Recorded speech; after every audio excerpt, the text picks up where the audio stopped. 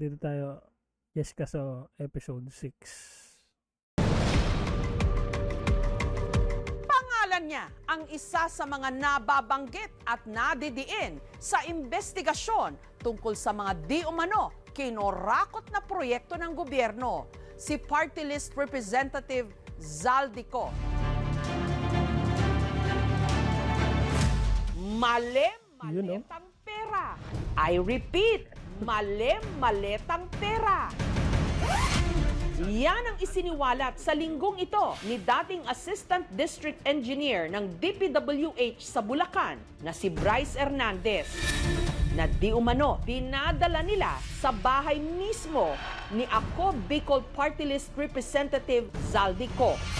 Kickback daw ito mula sa kinorakot na pondo ng gobyerno na aabot na hindi lang milyones, kundi bilyong piso.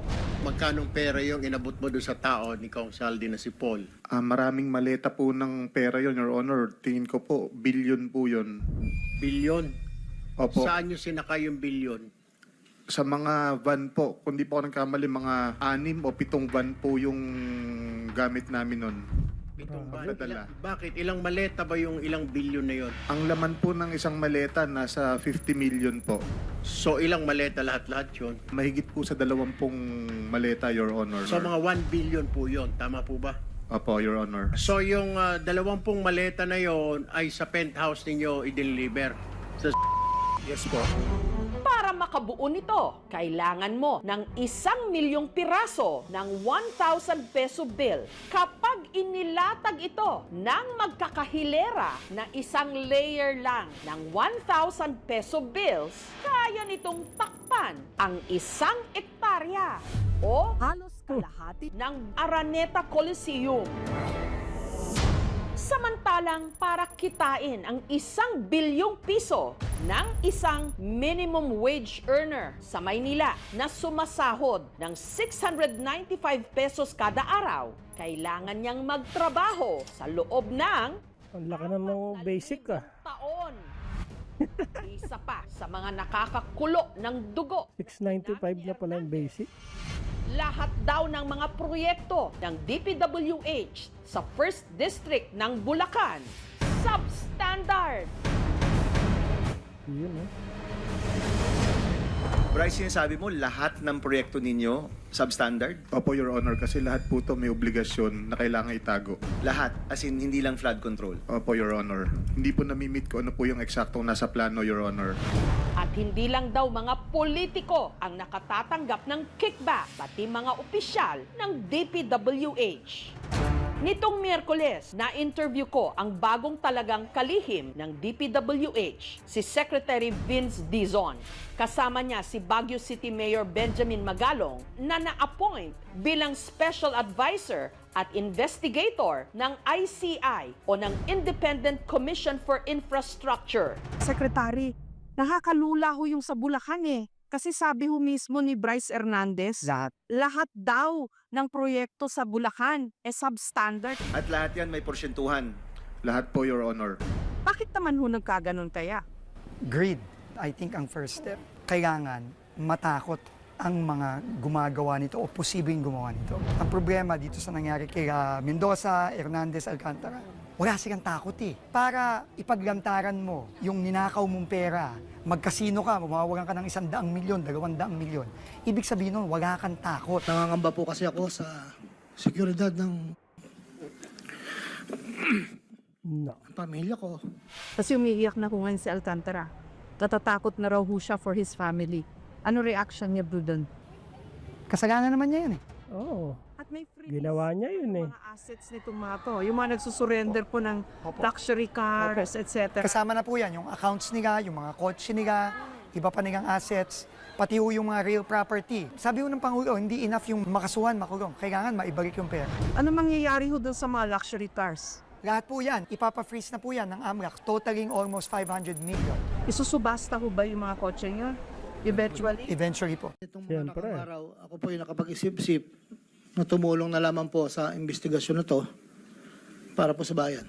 Sa hearing sa Senado, ikinanta ni Henry Alcantara, dating district engineer ng Bulacan 1st District at naging OIC Assistant Regional Director din sa Region 4A, ang mga di umano politikong nakatransaksyon niya. Kabilang sina Senator Joel Villanueva, Senator Jinggoy Estrada, at dating Senador Ikaw na naman. Ako po ay umaamin sa aking maling nagawa. Si dating DPWH Undersecretary Roberto Bernardo naman, idinawit sa anomalya sina Senator Cheese Escudero at dating Senador Nancy Binay. Itinanggi nila ang mga paratang. Pero kapansin-pansin na ang madalas na didiin sa maraming testimonya ang pangalang ilang linggo nang nababanggit at pilit na pinagpapaliwanag. Pero nananatiling MIA o Missing in Action. Who was the approach chair? That was Zaldico. Congressman Zaldico is a proponent of 13 billion pesos plus worth of projects. Ang pangapat po, si Congressman Saldico. Si Ako Bicol Party List Representative Elizalde Ayun, no? Zaldico na kamakailan lang napag-alamang nagmamay-ari rin pala ng mga helicopter at mga eroplano na ang kabuuang halaga 4.7 billion pesos. Why does he keep figuring out po dito sa investigasyon?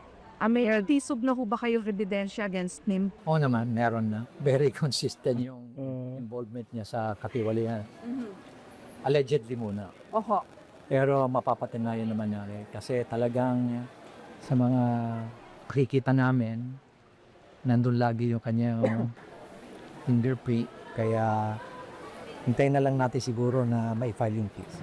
Si Zaldico, negosyante mula Albay. Wala ka nang kawala. Founder ng SunWest Group of Companies. Huwag ka nang uuwi. Nakasama sa mga pinangalanan ng Pangulo na isa sa mga top contractors ng flood control project sa gobyerno. Meron siyang construction firms, hotel, luxury resort, subdivision, pati na memorial gardens o sementeryo. Pero taong 2019, nag-divest na raw siya sa SunWest. Hindi na raw siya nagmamay-ari ng kumpanya. Bawal kasi para sa mga nasa gobyerno. Gayunman, nananatili siyang shareholder. Ang kanya namang kapatid na si Christopher Co, dati ring kinatawan ng Ako Bicol Party List. Ang kanilang kapatid na si Diday, Vice Governor ngayon ng Albay. At ang pamangkin nilang si Angelica, dati ring kinatawan ng isa pang party list, ang Barangay Health Wellness o BHW. Mula 2019, si Zaldico ang umupong party list representative ng Ako Bicol. Simula 2022 naman, siya ang naging chairman ng pinakamakapangyarihang komite sa Kongreso, ang Appropriations Committee, na siyang nagpasa ng budget ng gobyerno. Honorable Elizaldico. Dahil sa kanilang You know? posisyon, kontrolado ng mga ko ang maraming proyekto sa Kabikulan. Pero ayon sa aming pananaliksik, ang ilan sa mga proyektong ito nababalot di umano ng kontrobersya. Di umano. Sa videong ito, nakuha nito lang August 30, makikita ang grupo ng mga estudyanteng nag-eensayo sa stage ng Peñaranda Park sa Legazpi City. Pero sa kalagitnaan ng kanilang pagsasayaw, ang removable canopy o bubong nito biglang bumigay. Bumagsak. 7 mga estudyante ang nadaganan. Kabilang narito si Andrew na nagtamo ng 2 malaking sugat sa kanyang ulo. Kaya siya nagkaroon ng internal bleeding o pagdurugo sa utak. Para talagang tulala na hindi man nakakakilala talaga. Tranta ko tapos nervous na nervous, sir. Nung nakita ko, baka kung anong mangyari sa anak ko.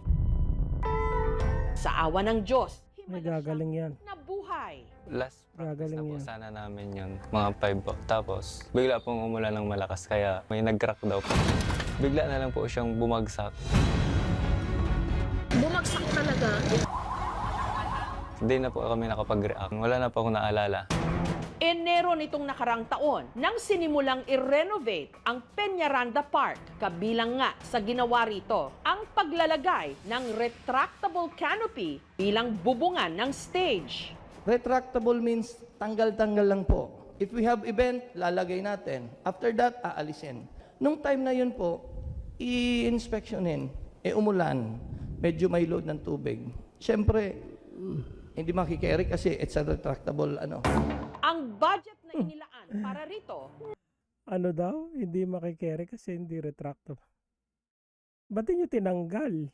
96 million pesos. Ang mga kontratista, High Tone Construction and Development Corporation at FSCO Builders na pagmamay-ari ng pamilya ko. Pero depensa nila. The retractable roofing was scheduled for final inspection last week. Unfortunately, the inspection was postponed. Regarding inquiries on the design and technical specifications, we defer to the DPWH. Kung yun okay sana, walang mangyayari sa mga estudyante na ganun eh. Hindi sana yun babagsak. Paano talaga kung may nangyari? Di, paano na yung pangarap ng mga estudyante? Parang hindi naman po namin yun deserve kasi galing po yun sa tax eh. Kaya dapat inayos po nila para wala pong nangyayaring ganito. Na-experience po namin na trauma, tas yung na-experience ko pong sakit doon sa hospital, hindi naman po yun maano lang ng pera lang po. Sa bayan naman ng Virac sa Catanduanes, na parte pa rin ng Kabikulan, may pinasinaya ang proyekto ang Ako Bicol Party List noong January 2024. Tuwang-tuwa. Isang 6,000-seater coliseum sa loob ng Catanduanes State University. Malaking boost po ito for the economy of the island. So far, yan yung magiging largest venue na pwede nating pagdausan ng mga conferences, conventions, and many others. Ang budget na inilaan para sa Phase 1 ng construction, 98 million pesos. 244 million pesos naman para sa Phase 2. Pero makalipas ang isang taong construction, heto ang lagay ng Coliseum ngayon. Ang ganda. Mga bakal pa lang na pundasyon ang naitatayo. Ang ganda. Ang kontraktor ng Phase 1 ng proyekto, ang High Tone Construction High Tone. Company pa rin na itinatag ni Christopher Co, kapatid ni Zaldi Co. Yung phase 1 as per our project monitoring unit or the PMU, 84 to 90% finished, but the substructures are there. Wala pa po kaming report na natatanggap sa DPWH regarding the development or status of the phase 2. Kaya ang Coliseum hindi pa nila mapakinabangan.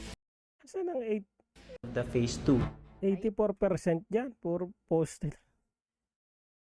Bakal-bakal lang na tinulos yan eh. Hindi pa nila mapakinabangan na malaking tulong daw sana para sa mga estudyanteng katulad ni Lester. Parang hindi ko man lang naranasan na ganda sa picture as a student dahil graduating na po ako ngayong taon po.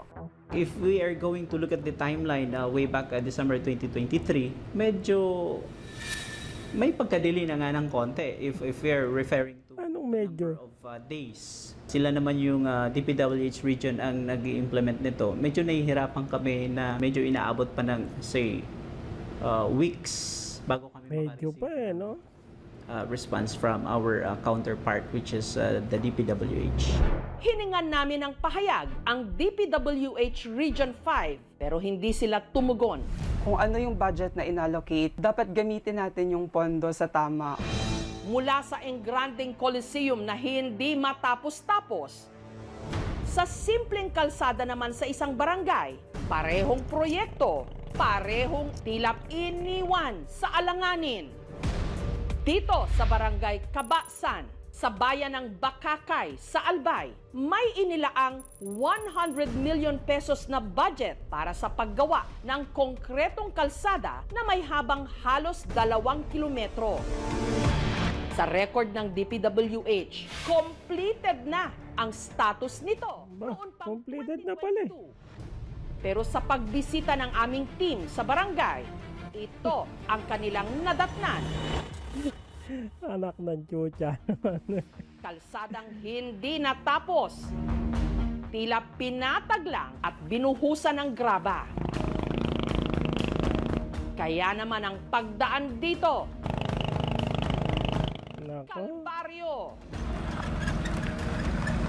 Yung mga bato, madulas. Kaya nahirapan talaga sila. Hindi maiwasan na may na-aksidente. Kahit mainis mo po kayo magalit, wala naman po kayo magagawa kasi wala naman sa amin yung mga nagtrabaho, iniwanan dito. Ang iniisip ko lang, yung bakit hindi pa na simento, hindi pa concreted, bakit na ilagay doon na completed? Kung maulan, madulas. Lalo na kung may patay, siguro kung galing doon sa ilang barangay doon, bababa. Kung minsan, lalong na double accident kasi yung dadal ng pasyente, kung minsan nadudulas. Mahirap at nakakaawa talaga. Isa sa mga napeperwisyo ang teacher na si Edith. Simula umaga, tuwing kami ay papasok ng school and after school po. Todo mo. Talaga kami dumadaan at wala pong ibang daan. Sacrifice po talaga. Tsaka yung gastos po sa motor, yung maintenance po, yung sa gulong, madaling masira po. Yung mga bato nga po, sir. Oo, nakakasira nga yan. Ang proyekto iginawad din sa SunWest Construction and Development Corporation at Hightone Construction na parehong pagmamay-ari ng pamilya ko. Ang DPWH naglabas ng pahayag tungkol dito.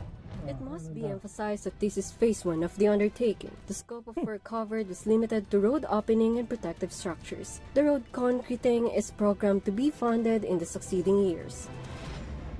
Ang galit ng kapitan ng barangay Kabasan mas lalo pang sumidhi nung nadiskubre niyang sa kabilang bayan ng Santo Domingo, may isang barangay na nabigyan ng mahigit 1 billion pesos na budget para sa road construction.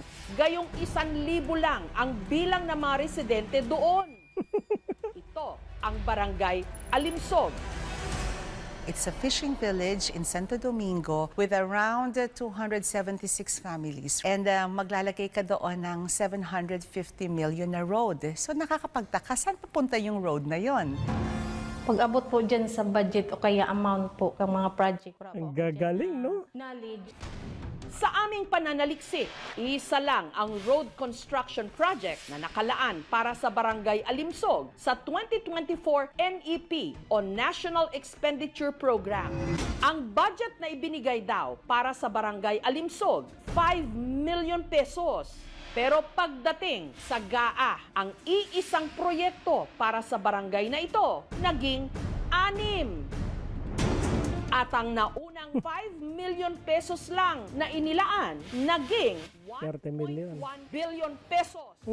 Parang magic! Dito sa bicameral committee na to, nangyayari ang mga insertion, no? Dahil nga, bantay na bantay tayo dun sa debate, dun sa lower house at saka sa upper house. Pero kadalasan, pagdating sa bicameral, hindi na natin masyadong nababantayan. Kaya nga, isa sa mga panawagan namin, ilabas sa publiko yung bicameral committee report ng 2023, 2024 at 2025. Binaybay ng aming team ang ginagawang coastal road ng Barangay Alimsog. Putol na siya, yung kalsada, no? Dito naabutan nila ang mga truck na may nakasulat na Hightone Construction Company. Meron ding maliit na field office ang DPWH. Walang tao. Walang masyadong mga kabahayan at sasakyan sa lugar. Pero ang kalsada, 2 lanes at kompleto pa ang street lights. Matapos ang ilang minuto, narating ng aming team ang dulo ng kalsada kung saan naroon ang isang maliit na rest house. Sa hindi kalayuan, may isang yate na nakadaong sa isang simentadong pantalan. Ayon sa caretaker, ang rest house daw na ito at yate, pagmamay-ari ni Greg de la Cruz na dati raw personal assistant ni Congressman Zaldico. Kung titingnan mo, may vested interest using the people's money to benefit not really the people. Lalong-lalo na kung ang contractor ay yung firm mo rin. Tatanong ang Ano yan meron din sa amin yan Gumagawa sila ng highway. Yung sa lugar na hindi dinadaanan ng maraming tao. Yun pala, dinadaanan ng mga truck na nagka-quarry. Yung quarry kasi yung business ng politician sa amin. Tapos, ginawa yung mga highway na yun para doon. Hindi doon sa mga tao kasi walang tao doon eh. No, ang project nila para sa kanila, hindi para sa tao. Mga tao, bakit daw doon? Wala naman na magkinabang doon, walang dadaan. Ano daw yun? For private, personal use. Dito, maraming nangangailangan. Hanggang sa binubuo ang ulat na ito, patuloy naming sinubukang kuhanan ng pahayag ang kampo ng mga ko, pati na si Greg de la Cruz, pero wala silang tugon. Samantala, balik tayo dito sa Maynila, kung saan nga nag-inspeksyon si Mayor Magalong, si Secretary Dizon, pati na ang Mayor ng Maynila, si Isko Moreno. Si Yorme. Kalalim ngayon ang baha dito. Secretary Dizon, kayo po, kamusta? Frustrated. Slowly nakikita natin yung talagang dumi at gulo dito sa ahensyang to. No? Ang nakakalungkot lang talaga, yung kawalan ng malasakit sa mga dapat nagbebenepisyo dito sa mga project tulad ng ganito, parang baliwala eh. Tatalo na ako dito. Kapag nga sabihin ko sa inyo, muntik na akong tumalon dun sa tulay na hindi natapos ng 8 years eh. Sabi nyo raw, gusto nyong tumalon. Kasi 8 years na daw yung tulay na yon na nakatenga. Pero hindi pinondohan. Instead, ang pinondohan, yung mga flood control na wala namang saysay. Ginagawa ng gatasan. Gatasan, milking. Gatasan na itong DPWH eh. Nagulat nga ako na it's no longer human-centric, it's about pocket-centric. Hindi ko kaya sinadya na guluhin. Ay sigurado pong sinadya. Para mas makakurakot sila. And this has been going on, ma'am, for years. Maybe decades. Mayor kayo, be careful what you asked for. Ayan, nilagay ko kayo sa ICI. Paano ba yon? Napakahirap pala kasi meron akong trabahong mayor, tapos meron pala akong trabahong ICI, tapos kailangan ko pumunta sa field din, investigation. Pero tag team ho yan. Liwanag ng jacket ni no? Trabaho ko magdala ng gamot, baka Mayor Magalong. Hindi nagsasama lang ko kami ni Mayor. Kasi yung ngayon, ang role po ng DPWH ngayon talaga is mag-provide ng information, documents, ng ebidensya sa ICI.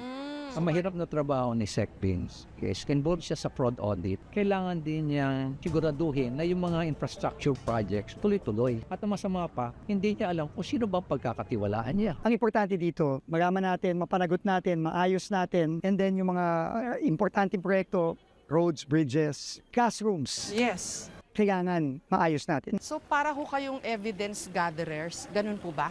Ako ang evidence gatherer o collector. Si SecBins naman, being the head of DPWH, tinitingnan niya mabuti kung ano ba yung nangyari rito para at least alam niya kung paano niya i-manage. Sorry Mayor may mga criticisms kasi against you. May project din po pala yung mga diskaya sa Baguio. Ano sagot niyo doon? Unang-una, ipinapa-third party audit ko na nga eh. Sabi ko, una 2022, katapos back ang namili dyan. Hindi po ako namili dyan. Hindi ko alam na yung St. Gerard na yan, diskaya siya. Kaya siguro imbestigahan na lang ng isang third party. Ito ho ba yung tennis court? Pero minor lang yung defect. Yung paglalagay lang ng pavement, yung painting kasi bumapakbak. The rest, yung structure talaga matibay, maganda pagkakagawa. Kaya lang nagiging political issue lang at ginagawang distraction. Pupuntahan nyo rin po ba yung mga flood control project sa Davao?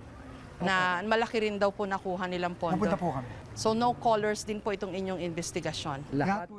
Puntahan nyo lahat. Saka sa Pampanga. Pipilitin namin punta. Nitong Huwebes, Davao Occidental naman ang pinuntahan ni Secretary Dizon at ni Mayor Magalong, kung saan di umano maanumalya rin ang proyekto. Bakit ka nagbayad ng hindi complete? Kasi sinasabi ko sa inyo, yan, maganda yan. Kahit maubos lahat ng DE sa Pilipinas, kahit maubos lahat ng RD sa Pilipinas, wala akong pakialam. Kung kinakailangan maubos kayong lahat, uubusin namin kayo. Secretary, tinanggal po sa budget nyo yung flood control. Ang laki ho yata yung nakaltas for 2026. Kaso, ilalagay daw po sa ayuda, sa AIX. Yan, patay tayo dyan. Ako, tingin ko, unang-una, masyado po talagang pinagsamantalahan itong mga flood control, quote-unquote, projects na ito. Over the past, I don't know, so many years. Or insertions. Well, whether insertion o hindi, basta kung ghost yan o hindi yan o substandard yan, ibig sabihin, sinayang mo yung pera ng taong bayan. That's better off being used at least sa mga direktang makakatulong sa mga kababayan natin. Di ho kaya tayo lalong malalagay sa peligro po nun? na zero budget na ang flood control for 2026. Tingin ko po ang gagawin ko na lang ho ngayon, isisiguraduhin lang ho natin na yung mga hindi gumaganang tulad nito o yung mga substandard na nakita na namin all over, ayusin na lang muna. Mayor, kayo po, may comment ho ba kayo dun sa pag-allocate na lang sa ayuda at AIX nung tinanggal po sa DPWH flood control projects na pera? Ako naman ay pabor doon. Huwag lang hawakan ng mga kongrehista o kaya wag hawakan ng lawmakers. Bigay na lang siguro sa DSWD. Yan, bahala ng DSWD na makipag-ugnayan sa local government. Ito ay tunog ayuda at hindi lamang AIX to. Marami pang ibang mga programa na patronage katulad ng Tupad, ng AKAP, ng MyFeed. Itong mga programa na to, discretion ng mga politiko, no, kung sino yung magiging beneficiary nitong pondo na ito, no. So kaya talagang patronage siya. Malakas ang system. Yung names na po na lumabas, yun na lang ho ba yun? O sa tingin nyo marami pa? Baka bigla pang may maglabasan pa. Tuloy-tuloy naman yung aming investigation. Does it stop with him? Si Zaldico lang po ba yung pinaka-guilty? Fine. But that would depend on the course of the investigation. What about ex-Speaker Romualdez? Basta susundan natin yung mga leads na. Samantala, Naka-tank build. lahat sa biglaang pagbibitiw ni Mayor Magalong bilang advisor at investigator ng ICI Biyernes ng gabi. Ito'y kasunod ng utos ni Pangulong Bongbong Marcos na reviewin daw ang kanyang appointment sa ICI. Nitong Huwebes, sa pagpapatuloy ng hearing sa Senado, humarap ang dating sundalo ng Marines, si Orly Guteza, na nagpakilalang dati ring security consultant ng Ako Bicol Party List. Pwede mo bang i-confirm? Idinawit niya si Ko, pati na si dating House Speaker Martin Romualdez, pinsan ng Pangulo. Ayon kay Guteza, male-maletang pera ang dinadala raw niya at ng kanyang mga kasama sa bahay ni Ko, pati na ni Romualdez. Tagabuhat lang ako ng malita ng basura. Ang ibig sabihin ng basura ay malita na may lamang pera. Ang bawat malita ay may lamang humigit kumulang 48 million pesos. Humigit kumulang 3 beses ako mismo ang nag-deliver ng basura sa bahay ni Congressman Zaldico, sa President at sa mga bahay ni Speaker Romualdez sa Binanggit din ni Guteza na may isang kongresista Titig na titig siya, no? ng malaki ring pera sa bahay ni Ko, si Congressman Eric Yap ng probinsya ng Benguet. Itinanggi ito ni Yap. Katulad din ni Siyempre, may umamin na ba? at ni Congressman Zaldico. Pero nasaan na ba si Ko? Gayong ipinawalang bisa na ng Kongreso ang kanyang Nasa Europa. at nasa immigration lookout na rin. Wala na raw ito sa Amerika katulad ng unang napabalita, kundi di umano nasa Europe na. Nitong Biyernes, sa isang sulat na pinadala ni Congressman Zaldico kay Speaker Boji D, sinabi niyang babalik siya ng Pilipinas para sagutin ang mga paratang sa kanya. Sagot naman ni Speaker D, binibigyan niya ng hanggang bukas, September 29 si Ko para umuwi ng bansa. Nakakalula yung dami nung zero nung figures na pinag-uusapan natin. Nakakainsulto dahil sa dami ng pera na pinag-uusapan, binabaha pa rin tayo. Bakit lumala ng ganito kalaki yung perang pinag-uusapan natin? Systemic at complicit na nga itong nangyayaring korupsyon, no? Lalong-lalo na sa DPWH, pero hindi lamang DPWH ang involved dito, no? So kaya ang investigasyon ay nakasentro sa infrastructure, pero dapat hindi huminto lamang sa infrastructure. Palakihin nilang bahay nila, pahirapan nila kami. Ang ultimate na talo ay ang taong bayan, no? Kasi lalong-lalo na yung mga mahihirap na nangangailangan ng suporta talaga ng gobyerno. Kailangan ay hindi tayo bumitaw sa pagbabantay. Galit na yung mga tao at pagod na tayo sa corruption. Paano ho yun kayo ho nagmana ng DPWH? Ang tampulan ngayon ng napakaraming puot, galit. Top to bottom cleansing. Ito talaga overhaul. Kumbaga sa makina ng kotse. Overhaul to. Baka nga kailangan pagitan na yung buong makina nito. Naniniwala pa naman ako na majority pa rin maayos.